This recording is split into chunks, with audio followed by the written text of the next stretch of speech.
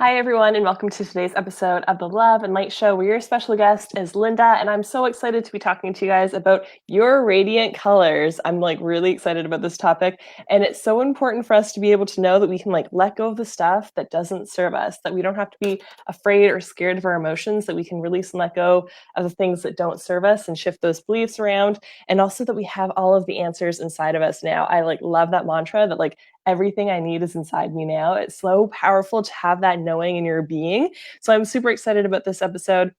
And I definitely encourage you guys to share it out if you have other people in your life who need to release and let go of the beliefs that don't serve them right now, and to be okay with being themselves and using all of the colors in their color crayon box. I'm so excited for this. I love the metaphor, and she'll explain it in a bit too.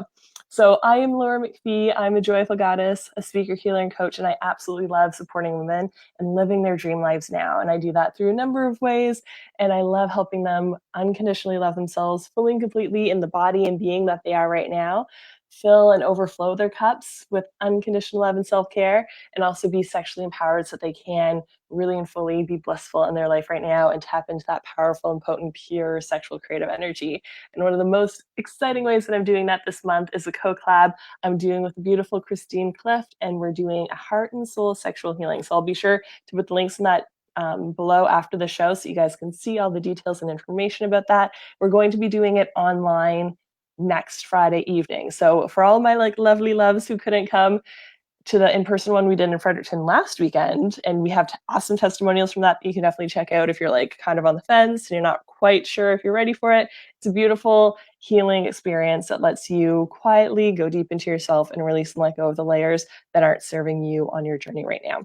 So I'm so excited for that. And this is the Love and Light Show, where every Wednesday and Friday at 1 Atlantic, 12 Eastern, 9 Pacific, we bring you different light workers and healers and coaches and heart-centered entrepreneurs who are here to show you guys different modalities and tips and tricks and tools and belief systems that they are implementing in their life and that they're shining in their world, that you guys can connect into to heal and support yourself on your healing journey, so you can learn the different tips, tricks, and tools that'll support you in being a better version of yourself, first and foremost for yourself, and then also for your friends and family and community, so that we can all be that change that we want to see in the world together. And Linda is an energy healer and self-worth strategist, which I absolutely love that title. So she supports grounded healers to color with every crayon in the box so that they can make more money and step into their radiance. So I love that title so much. And thank you so much for joining us today, Linda. How are you doing? I'm doing well. I'm super excited to be here too. Thank you for having me. Yay, I'm so excited to have you here. And do you want to explain to everyone what you do and what your crayon box analogy is, so they Yes. can all be on the same page? So let me take you back, way back to when you were in preschool or maybe kindergarten, and you first started to learn about crayons and emotions, right? This is around the time where you get your first box of crayons. It's got 8 crayons in it. It's got the basic colors of the rainbow, and it's got brown and black. Right. And this is at the same time that you're starting to learn what happy looks like, right? You have the little face cards that you learn, in your class with your name. And you learn what sad looks like, and you're able to draw it, and you're able to mimic the faces, and you have a really solid understanding of both colors and emotions. And so you're able to use this information to interpret the world around you. Yeah. And then somewhere along 5th grade, 6th grade, somebody hands you that giant box of crayons. It's got 10 shades of red and 5 shades of yellow and 14 shades of blue. And it's mind blowing. What? It comes in all these colors, right? Yeah. And you have this huge new expanse of spectrum that you can use to color your pictures, to, to show off what it is that in the crayon format, right? With the crayons. But nobody ever hands you the emotional equivalent of that. Right. So you're still walking around, as you head into puberty, as you head into developing as a human and really getting these deeper emotions that are, really on a spectrum, that aren't clearly just happy, that aren't clearly just sad, right. But you have no language for it. And because you can't talk about it, it starts to feel like it's not real, or there's something wrong with you, because what you're experiencing inside your body doesn't match this outer world that you live in. It doesn't match the language that you have. And so you start to doubt yourself. You start to put other people's needs first, because there's got to be something wrong in here. So what's out there must be better. I need to look out there for the answers, for the strength, for what it looks like to, be productive or be strong or be radiant, right? And it becomes an external search. So then when you grow up, it turns into things like people pleasing. It turns into not being able to take care of yourself. And to some degree, most of us have this, right? Because our parents didn't know how to talk about their emotions any more than we do. It's just not built into our language. It's not something that we know how to really discuss and explore and like get into. So we don't want to feel those feelings, right? We shut them down. We shove them with food or with activity or with drugs or with, any number of things, right? It's going to look different for every person. But for me, what that looked like for me was when I started to acknowledge that I had really been shutting myself down and not really listening in was I was a adjunct professor working, and I had just gotten off the phone with one of my advisors because I was applying to be a more full-time professor. I have a PhD in geology in earth and planetary sciences. So I was trying to get that career, sort of established. And I had gotten off the phone with one of my advisors, and she had explained to me that she couldn't support me anymore because I had put my family before my career. That was obvious in sort of, if you looked at my CV and if you looked at the timing of when I was publishing things, it was obvious that I put my family before my career and that would look badly on her. And so obviously at the time I was super mad and I was feeling so much, right? This brought up so many things. And it wasn't just like, how dare she? Like, how can you even say that to somebody else? Because I mean, that was her truth, and she was being truthful with me. And, it was a gift and it was a blessing to have this experience. And it wasn't the first time that somebody told me that I wasn't on the right track or that they couldn't support me or that I should think about doing something else. But because I had sort of this burning desire to get my PhD because I really loved the earth and I loved what I was studying, I didn't really hear them, right? It was like stuff that people said, but I was able to sort of push through it. But something about this moment in particular for me, it like all those little walls that I had put in to block all that stuff, they all came crashing down. And I just sat there in like this funk, and I was, I found a way to tie every single bad thing that happened in my life and in the life of the people around me. I was like, it's because I did this. It's because I went and got my PhD. It's because, right. And I was able to like pull it all in. It's like, if you take this, this image of like the agave, like you flip them, right. And you're in the middle and they're all like stabbing at you, and it's all in your head. Right. And it's all because I wasn't able, I didn't know how to just sit with my feelings and my emotions and tune in to myself. Like, what do I really want? Because the truth is, it went beyond, this one application. It went beyond this one conversation. The truth is, I wasn't doing what I really wanted to do. I wasn't doing what I'm here on this earth to do. I didn't know what that was. I didn't know what that was. Yes. But more than anything, I felt like I need to do something because I don't feel good. Like, I don't feel good about me as a person, and that's not good for my children. Right? It's not good for my husband. It's not good for me. It's not good for my family. And I don't want my kids to find themselves in this very situation at some point down their lives. So I had been going to a healer for many years at that point, and I knew that she had this training program. So I signed up for the training program under the idea that what I need is so much bigger than a session here or there. Like, what I need is, I really need to change my self-worth.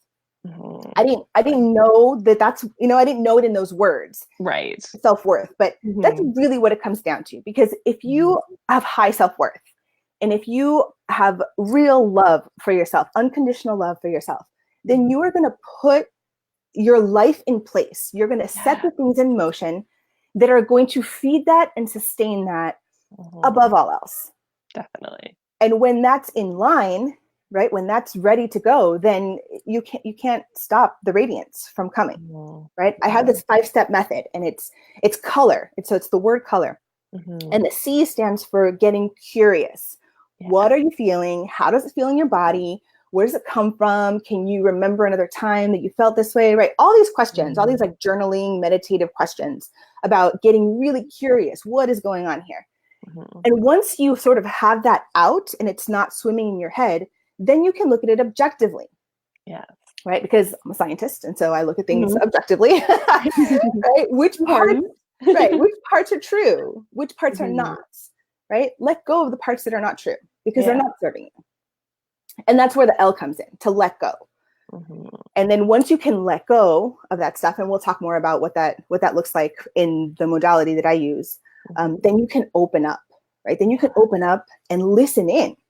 Then you're not blocking yourself. You know, just like I was saying how I had blocked other people, like that also Mhm. includes blocking yourself.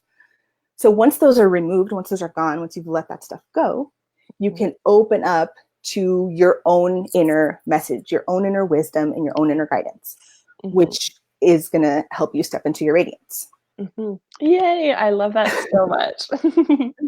And Meredith popped on with us and she said, I love coloring to this day. Awesome. I love that. I definitely had to get back into like my creative energy because I was a workaholic and productive and needed to like go, go, go all the time and do and be hyper in my masculine all the time. And I thought it was stupid. Like when I read Brene Brown's book and she's like, I had to get back into fun and back into creativity. I was like, oh, I have to do that. So I that you have like the creativity in there and the color and the, like vibrancy and radiance of that. It's like such a fun energy to play with, to be like enjoying life and not just being like stuck in the black and white world.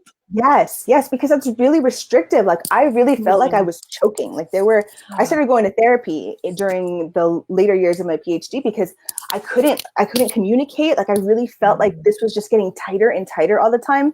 Yeah. And so, I mean, for me, I've always been a spiritual person. I grew up in a very religious home, Mhm. and I've always had this sort of idea that there's more, right? Like Mhm. I am training as a scientist. I have my background as a scientist, but I never. I'm not one to just completely give in to one ideology because I don't. Right. They're all incomplete. You know, Right. you can't. I don't feel like I can just give myself over completely to religion. It's not complete, Mhm. or spirituality, Right. because religion is so restrictive, or Mhm. all of science, like just science is not enough. We just don't know enough. There's so much that we Mhm. can't measure. There's so much Yeah. that we don't understand, which is why the science is there, because we're trying to understand and do it in a very Mhm. systematic way. But that systematic way leaves so much off the table, Right. which for me is not enough. Yeah. So I like to combine as much as I can. Mhm. For instance, I studied the Earth's magnetic field for over a decade. And Wow. so, yeah, I would collect rocks out in the field. I would bring them back to the lab, and I would very slowly and systematically remove the memory, because rocks carry a memory. I would remove that Mhm. memory little bits at a time. And then with that data, I would go and study what the magnetic field was doing. Very cool. And so what I do now is I work with people on the way that people hold emotion is very, very similar to the way rocks carry this memory. And Mhm. so instead of using these big fancy lab equipment, and treat the magnetism in different ways, I sit down with people and we Mhm. use different tools to try to get at where that energy is, and then just start to shift it a little bit at a time, and then lift it out of there. Yes, I love that. Yep. So even though it Very doesn't cool. seem like it's all that similar, to me, it's very similar. It's a very similar Mhm. process. Yes, and it's so cool that you can, like, translate that into this area of your life. I feel like so many light workers start in, like, a traditional role or in some way, and then it's like it shifts so easily, and by, like, being grateful for that period, because I know for me personally, when I was in corporate, I started being like, "No, that's my corporate world, accounting background, blah," like but then when I was able to, like, own, like, I understand accounting and cash flow and all those things, and then bring it into my coaching and healing business, I was able to do like money block stuff. And it's so interesting that like people don't necessarily always at the beginning see the correlation between what they have been doing their entire life versus what their like light worker soul is calling them to do. But there's so many overlapping areas, which I love that you like brought forward because it's so true. Like you can analyze rocks that are energy and have vibration similar to human beings that have energy and vibration. I love that. Yeah, it's very neat. I was reading in a Mhm. book early on when I was training that when they measure the frequency, right, because you can Mhm. measure the frequency coming off of your body, that Mhm. the frequency of a healer actually healing, doing their work is very similar to the frequency of the Earth's magnetic field. And I was like, that's wow. Oh my gosh, that's so cool. I love that. It was a very cool thing to, you know, to have that validation from, you know, from a book. Yes. To sort of to feed the, you know, the ego and the academic mind, and then to be able to bring that in with the spiritual stuff. That was so cool. That was one of my aha moments. Yay! I love that. And Meredith says, getting to the core is so very key. And wow, this is fascinating. I know, it's so interesting. So what kind of tools do you use energetically to help people release and let go of what's not serving them? Okay. Can we go through an example? Yeah, definitely. That now? Okay. Yeah. So I have here my notebook so that, you know, I'm not like looking off into something. I'm looking down at my notes in my notebook. So before we got on the show, I measured the chakra. So I work in the chakras and I work in layers of the auric field. And the second layer of the auric field has to do with our emotions. And so this is where I talk about colors. This is where colors really come in. This is a layer in our field that's a very colorful, you know, kind of cloudy, not like milky cloudy, but like bright, you know, bits of color cloudy layer of our field. And the chakras, the 7 major chakras that lie within this layer carry emotion, carry, you know, how we're feeling and how we're dealing. And so the energies that we carry in our bodies are, they're a combination of stuff that we believe and feel in this world. And then on top of that is the stuff that we come into this world with. So you can think about that as past lives, or you can think about that as like the contract that you signed when you first came into this world, or however you think about what you were before you were here. Right. That comes with baggage. That comes with issues. Definitely. And then there's the piece of your parents and the people who raised you, right? It doesn't necessarily have to be parents depending on what the situation was. Or maybe you have like 4 parents because you're, you know, everybody got remarried and you spent time in both places. But these adult authority figures in your life, you inherit energetically, you like imprint energetically the stuff that they're carrying as well. So it's this whole combination of things that's held in these particular chakras. So I measured with a pendulum. I use a pendulum to measure the shape, the sort of the shape and like how open and how vibrant your chakras are.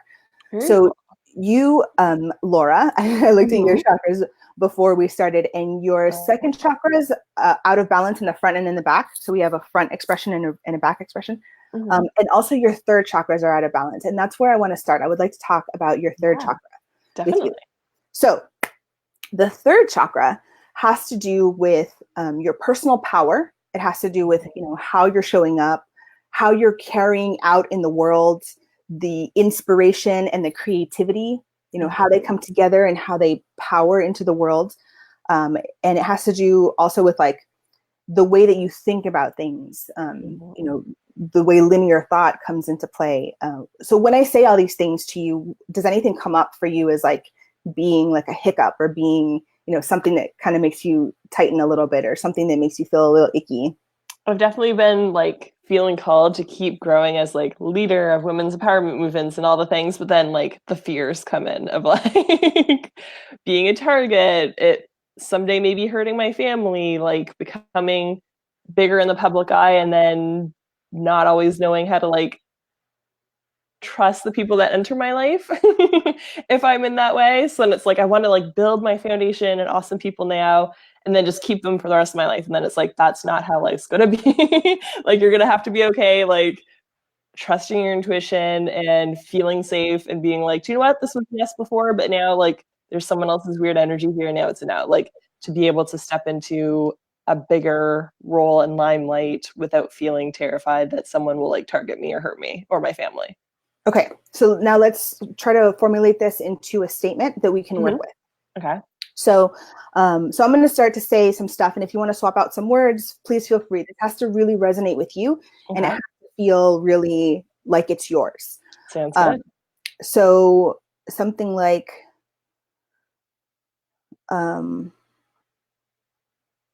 I want to stay where I am because I'm afraid of, okay, no, that's not working. So the way that I work is I feel things. So some people hear, some people see, I feel. So as I'm speaking and as the words are coming out, I can feel a little bit about whether or not they're getting close. So you have built, and you want to know, it has to start with, I'm afraid of, I'm afraid that my radiance will hurt my family. Yeah. How does that feel?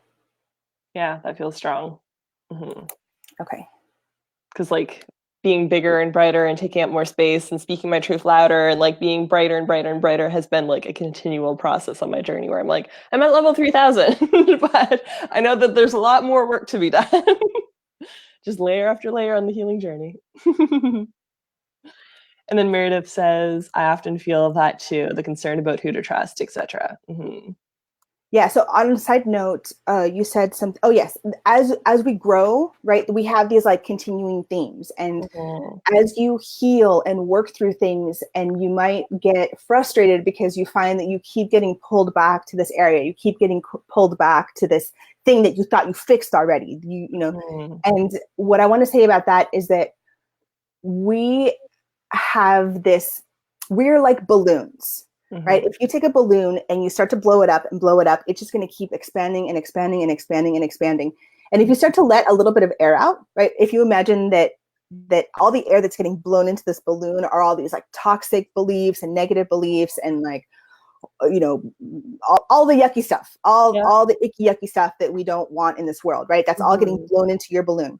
And you let a little bit of that air out, you're like, woo, I feel great. I did it.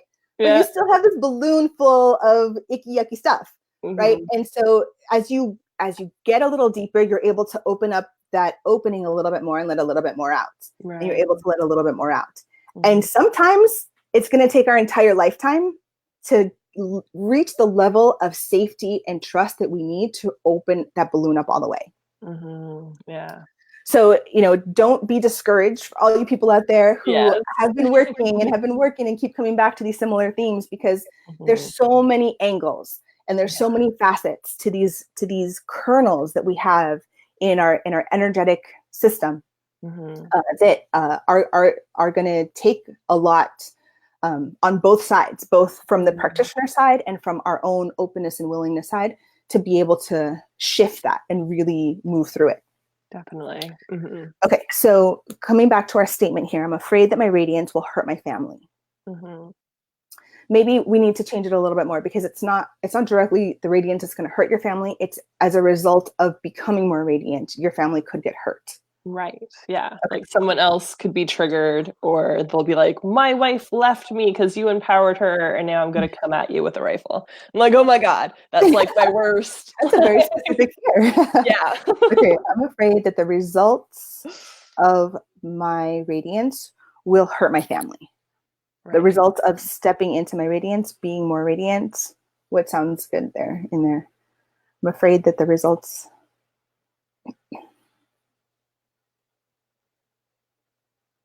I think consequences, because I feel like some of the results will be very beneficial, and like I'm going to co-create a world where my children aren't going to be afraid of a lot of things, and like my daughter's not going to have similar fears that women currently have in their life, but some of the negative consequences of other people or being triggered or something.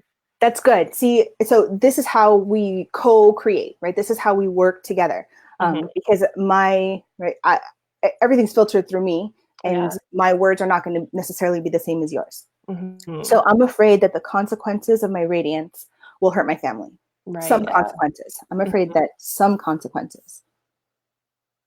Okay.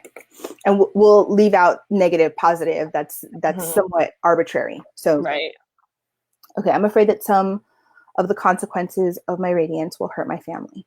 Okay. So now I'm going to go in and muscle test. So I use my first two fingers to muscle test to get a quantitative measure of how much we have to work with here to make sure that everything that I sense and feel can get cleared.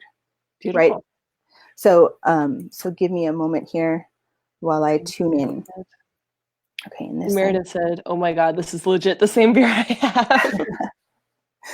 I'm glad that this is connecting to other people's energies. I find that a lot of women have fears of like stepping forward and doing more of this work because there have been experiences in the past and past lives where like if you're a witch trying to help people, you can get burned at the stake and other things and stuff like that. So there's deeper and deeper layers of all these different interesting fears and belief systems and energetic blocks that can come up for people.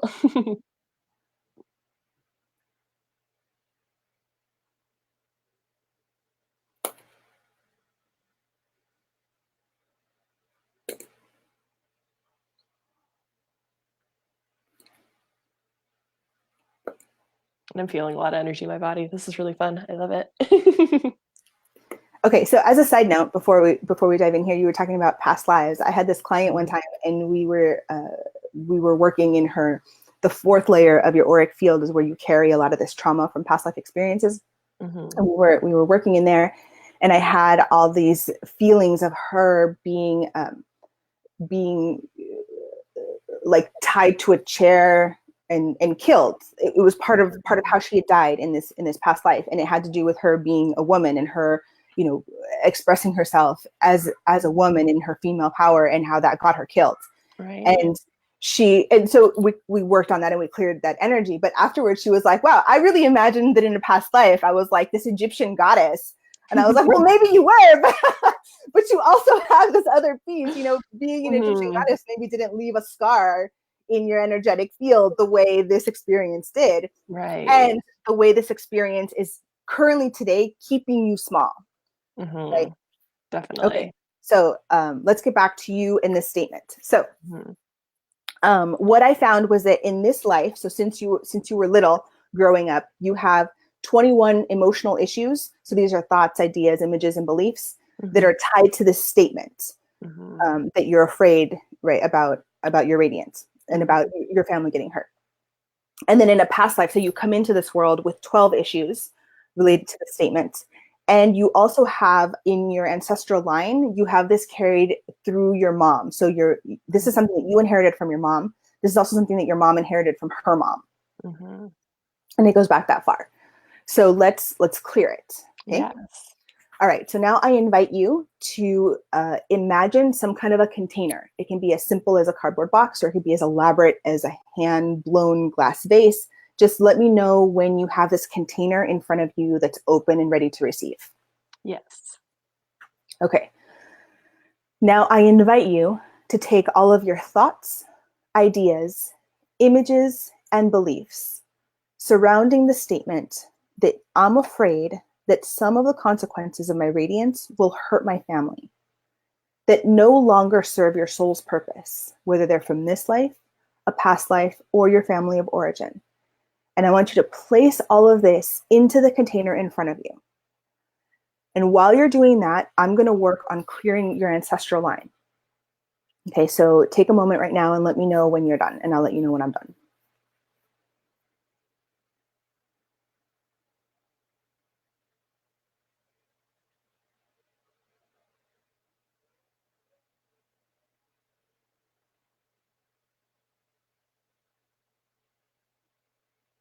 I feel that. Okay, just a second.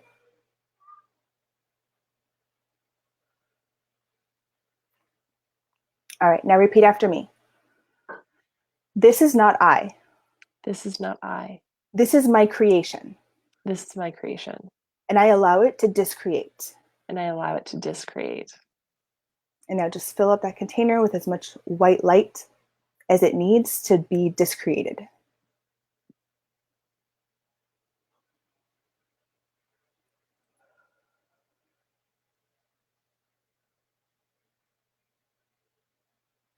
That feels good. Okay, good. Now let me go back and check the issues. This life has been cleared, cleared, and cleared. Okay. And let's replace that energy with something like my radiance will protect me and my family. I love that.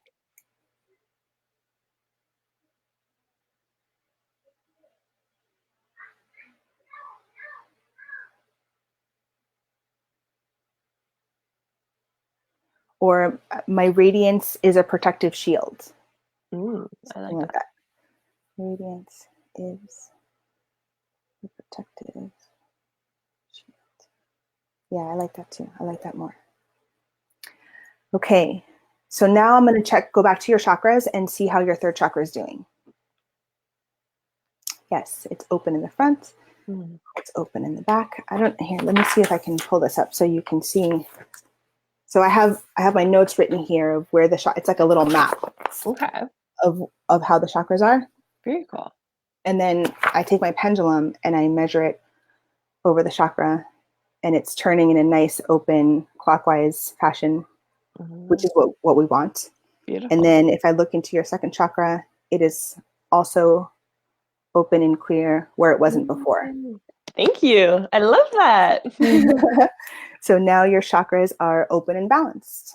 Beautiful. Thank you so much. I feel a lot of energy, like a lot of like heat too. Yeah, heat, right. I get that a lot. Like if I'm, because another thing that I do when I'm in a session is I do hands-on, and I actually put my hands into all the chakras and make sure that they all are spinning in the right way, that the texture is correct in all of, correct's not the right word, but that it's all like full of light, that it's all, functioning at its highest level. Beautiful. And I hear that a lot. They're like, oh, your hands are so hot. The energy is powerful. I love it. Yeah, it's there. So the other thing I want to talk about quickly is that I also do spiritual surgeries on the 5th level of the energetic field, which is like, it's the energy in which our physical body forms, right? So if there's something, if there's a tear, or if there's something going on with the energy of that 5th layer, right, it's going to manifest in our physical body like chronic pain, or like disease, or a dysfunction of some sort. So this is more physical. Like what we were just talking about was a lot of like psychological kinds of emotional types of issues.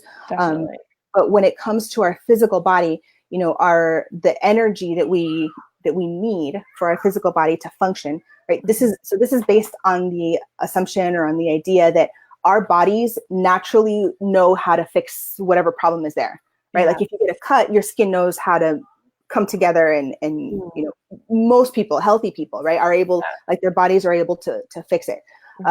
And so when likewise, like if you break a bone, let's say, right, you can, that break has an effect then on your energy, right? It actually breaks the lines of energy that hold, your system in place. And if you come into this world with an energy that's already broken there, that's going to always be a spot, right? That's always going to be like my husband's constantly breaking one of his toes, right? Or like, you have this like repeated injury in the same spot over and over again. That can be I lost the word, but like an indicator, right? That there's something off in a different layer of your personhood, of your body, that's not necessarily, in your physical body, that what you feel in your physical body is a result of what's happening in your energetic field. So as we were preparing to come onto the show, I also looked into your the systems of your body. And it looks like a number of the systems of your body are not functioning at 100%. But in particular, your glandular system is pretty low. It's at like a 26%. So I went in and I looked at the glands that are a part of your glandular system. And what I found was that your pineal gland, your hypothalamus gland, your parotid, and your parathyroid are all out of balance. Interesting. So then what I do is I go in and I do a little research online, because I'm not trained as a nutritionist. I'm not trained, in anatomy or physiology. I have books and I have resources. And what I do is I check the energy. Very cool. So I went through and I looked at like, what supplements are out there for these things. How can you, so let me back up a little bit. The first thing I check is to see, is it emotional? Because if it's emotional, we can treat it, with the discretion stuff that we just did. Right. If it's environmental or chemical, you can treat it with supplements or nutrients. And the other thing is it energetic, which means there's energetically a tear. I mean, energetically, physically, right? Right. That needs repairing. And what I found for you for all of these is that it's environmental. It's like supplemental. So what I found for you is that for 2 of these, for the pineal and the parotid, Mm-hmm. What you need is apple cider vinegar. Apple cider vinegar Oh. will help to clear whatever's not serving those particular glands and help to bring their function up higher. So if you take a teaspoon every day for 3 days, or 3 days a week for 3 weeks. So one Okay. teaspoon every 3 days, 3 days a week. And that's going to help two of your glands. And then the other thing that will help you is milk thistle, a milk thistle supplement. Okay. I use Nature Sunshine because I feel that they have a really high vibration. They have a really nice, pure quality and a high vibration. And you can get them you can get them all over the place. I was actually recommended that one of the first times I did my live blood analysis. Is that right? That's really milk cool. thistle? Yeah, milk thistle. Yeah, your body wants some milk thistle. I would recommend that you take at least 600 milligrams, or that's about a tablet of this Nature Sunshine stuff. But if you don't, if you go a different route, then that's the concentration that you're looking for at least 5 days. If you take it every day for 5 days, that'll help those other glands. Awesome. So this is something that I do also. Like I had a client once who had she was really dealing with her eczema.